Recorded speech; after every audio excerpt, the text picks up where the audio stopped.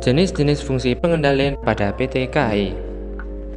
Fungsi pengendalian pada PT KAI ditujukan untuk memastikan pencapaian tujuan operasional.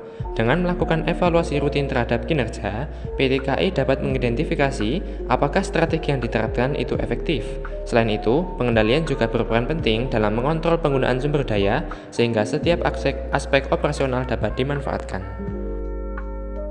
Metode pertama adalah pengendalian umpan maju. Metode pengendalian umpan maju adalah pendekatan proaktif pada PT KAI untuk mengantisipasi masalah sebelum terjadi. Dengan melakukan pemeliharaan berkala dan analisis risiko, PT KAI dapat mengurangi gangguan operasional. Contohnya, dalam program pemeliharaan berkala, PT KAI melakukan pemeriksaan menyeluruh pada sistem rem dan kelistrikan kereta sebelum datangnya musim hujan. Melalui langkah ini, perusahaan berhasil mencegah gangguan seperti kereta mogok sehingga layanan kepada penumpang tetap terjaga dengan baik. KAI mengelola masalah secara real-time dengan sistem komunikasi cepat, insiden dilaporkan dan ditangani segera untuk meminimalkan dampak operasional dan pelayanan. Contoh, saat terjadi kecelakaan di rel, petugas melapor melalui sistem dan tim respon cepat dikerahkan untuk evakuasi, pemberian informasi penumpang, serta pengaturan transportasi alternatif. Pendekatan ini memastikan gangguan tertangani efisien dan aman. Metode pengendalian berjalan atau simultan merupakan proses di mana PT KAI mengelola masalah yang terjadi dalam waktu nyata.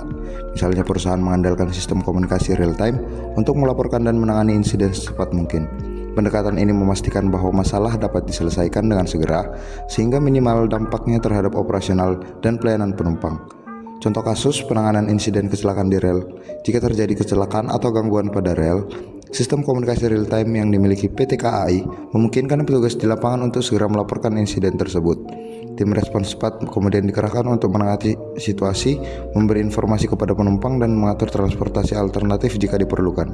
Misalnya jika ada kereta yang mengalami tabrakan, tim darurat dapat segera mengamankan lokasi dan melakukan evakuasi penumpang, sehingga dampak insiden dapat diminimalisir. Dari ketiga metode ini, jelas bahwa pengendalian proaktif, simultan, dan reaktif adalah kunci keberhasilan PT KAI dalam operasionalnya. Dengan menerapkan ketiga pendekatan ini secara bersamaan, PT KAI dapat meningkatkan efisiensi dan kualitas pelayanan kepada penumpang, serta menjaga keselamatan perjalanan kereta api di seluruh Indonesia.